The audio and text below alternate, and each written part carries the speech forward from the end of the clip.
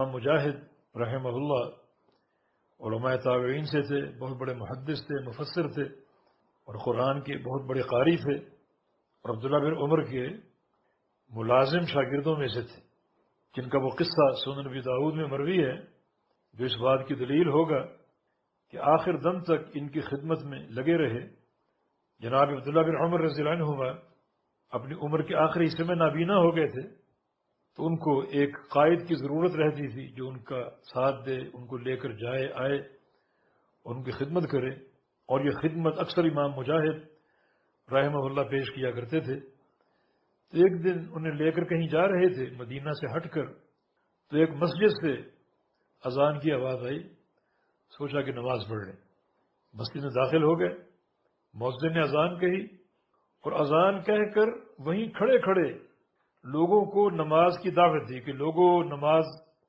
قائم ہونے والی ہے، اذان ہو چکی، اپنے گھر بار چھوڑ دو، کاروبار چھوڑ دو، مسجد میں آ جاؤ، یعنی نماز کی دعوت دی۔ اس کو شرعاً تصویب کہا جاتا ہے۔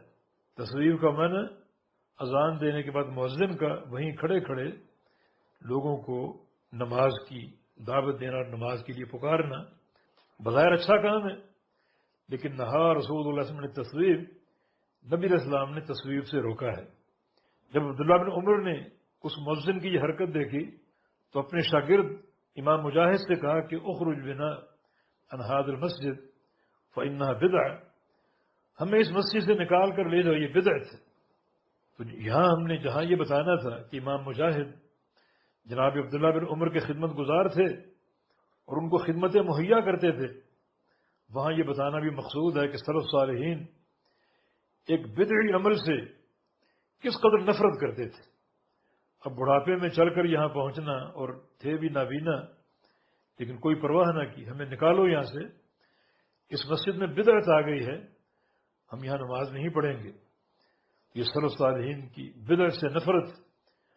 اور بدعت والی جگہ سے دوری اختیار کرنا، کیونکہ جس قدر انسان بدعت سے قریب ہوگا یا اہل بدعت سے قریب ہوگا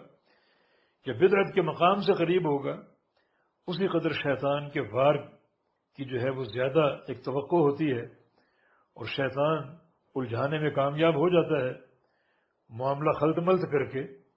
تو بہتر یہ ہے کہ اپنے ایمان کو بچانے کے لیے اور سنت کی محبت کو بچانے کے لیے بدعت سے دوری اختیار کریں